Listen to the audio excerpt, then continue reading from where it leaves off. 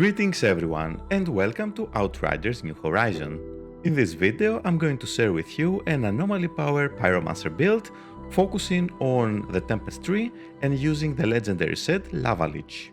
Thanks to the new changes we don't have to focus everything in anomaly power, and I have made some tests using all the pieces from the Lava Lich, how much we can invest in cooldown reduction, how much we can invest in anomaly power, and in my opinion I have found the most balanced build to balance the damage and survivability without hindering so much the cooldowns, especially for the eruption. Finally we can have very nice eruption cooldowns, so without any further delay let's have a look at the build. First I'm going to share with you the build I'm using with the most balance I found to have enough anomaly power and cooldown reduction for the skills. Don't worry, I will show you all the sets in the background, but let's start one at a time. I'm using the helm of the Lava Lich, the chest and the gloves. Because we have the best mods, I keep the Ashen champion to get a more anomaly power boost, frequent Fraser.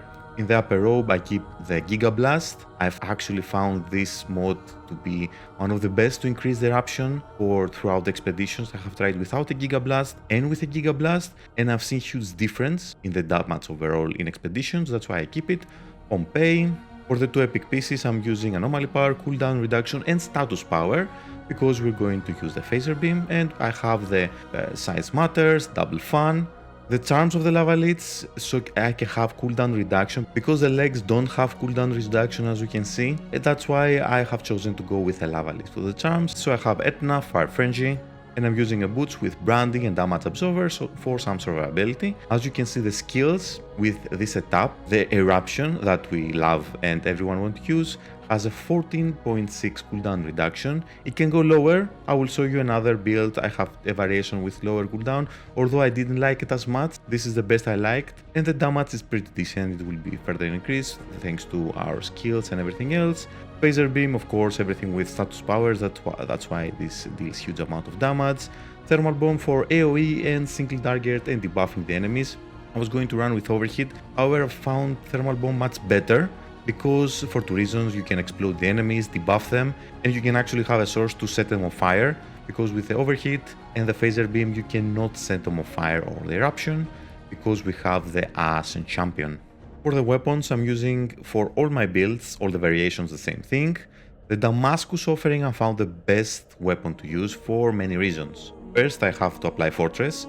It procs it very fast, 1 to 2 seconds to proc Fortress, very good. It has very nice RPM, very nice range, very nice stats. Status power, skill 5 leads are actually very welcome for our build.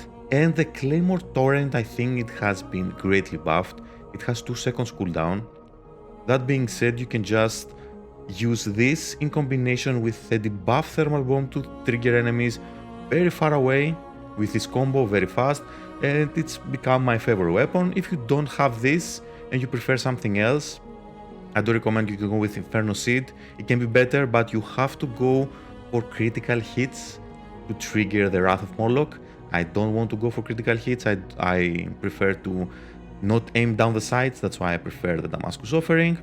And other options also can be the Hair to the Desert, but with a Fortress and the Sandstorm. But in my opinion, the Damascus offering is the superior option. Secondary is the Guillotine or the Anemo Shotgun with Mooning Winds and Radiation Splash for extra damage. The sidearm is not as important. I don't have the time to use it, nor I need to, but I have Shadow Command just in case. And also for the secondary, I have tried another variation to run with the Hair of the Desert with Shadow Command, Sandstorm, and hunt the Mooning Winds to my sidearm. However, I didn't find this setup very good. Most of the times I'm using the Damascus offering, and just in case I go close by, the Mooning Winds and Radiation Splash will make a lot of damage or kill the adds that surround you.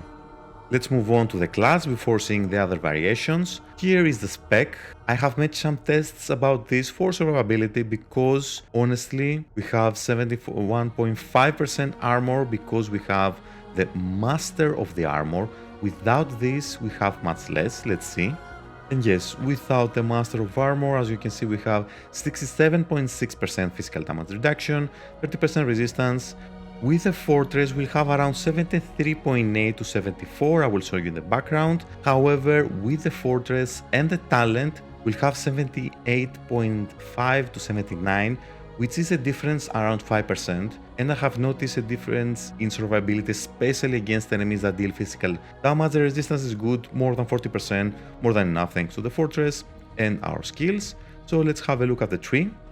This is actually the flex slot I do recommend to run. I like the strength of the flame instead of the marks accumulation because we have extra survivability against elites and bosses, and I don't see a huge difference in the DPS. We still have enough skill life leech thanks to our weapons, so I do prefer to have some more resistance. Phoenix Nestling just in case. And here is the flex slot.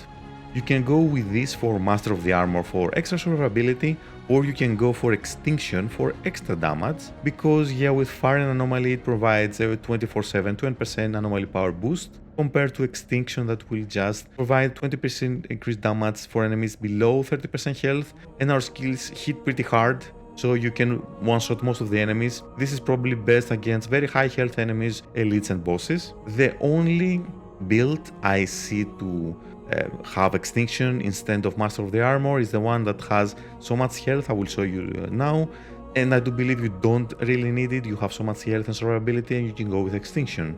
So this is the second variation, the one I first tried to, because it has this 12.9 seconds cooldown for Eruption and 6.4 for Phaser Beam, 6 seconds for Thermal Bomb. Actually, this is impressive. However, we lose so much damage, and not only that, we have to use the boots of the lava elites instead of the chest or the legs, and we have to replace it with either volcanic armor or Silk of Power. I do find volcanic armor better because you get a 65% weapon and anomaly power reduction when you charge the phaser beam. However, we have to sacrifice either the Giga Blast, so we lose a lot of power, or we have to sacrifice something else. We can sacrifice Double Fan, we can sacrifice Size Matters, but whatever we do, we will lose a lot of DPS for AoE, and that's the reason I don't like this build so much. Although the cooldowns are very impressive, I'm losing one of my best mods for AoE damage, and I'm losing a lot of anomaly power, and thus the skills deal much less damage.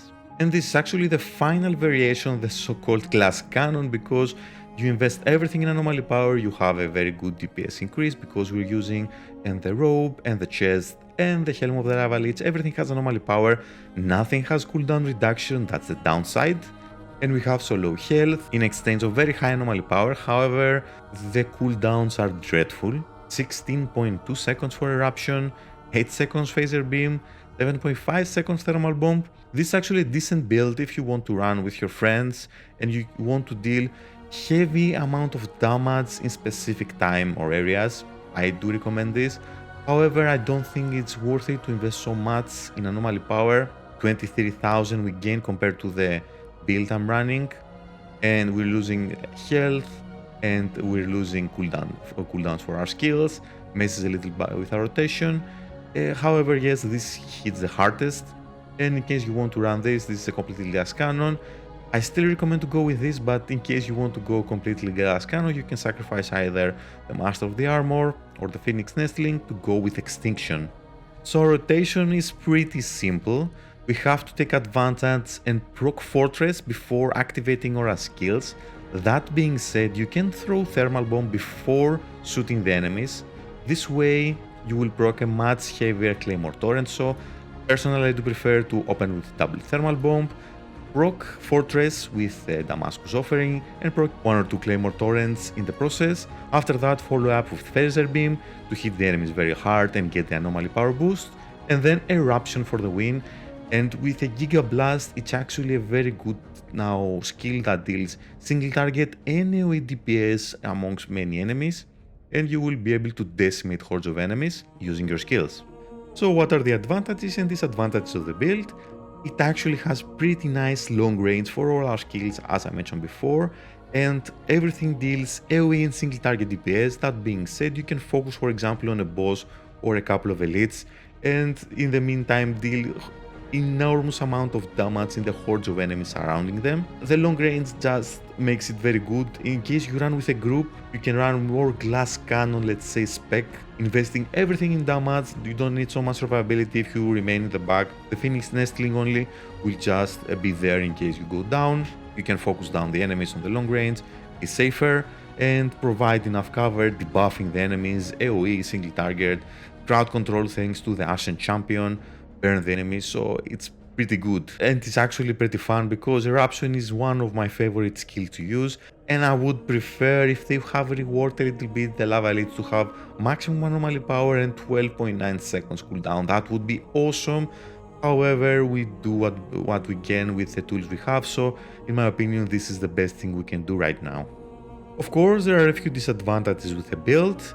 Without a fortress, we are very squishy, so survivability is not the best because we don't burn the enemies compared to other builds, and burning and skill life leads goes very well with the Pyromancer. This build doesn't do that, that's why we have to invest a little bit in survivability. And in case you want to maximize your DPS, so to have maximum anomaly power, you will trade it with very dreadful cooldowns for aura skills, almost 70 seconds for Eruption and 8 seconds around for the other two.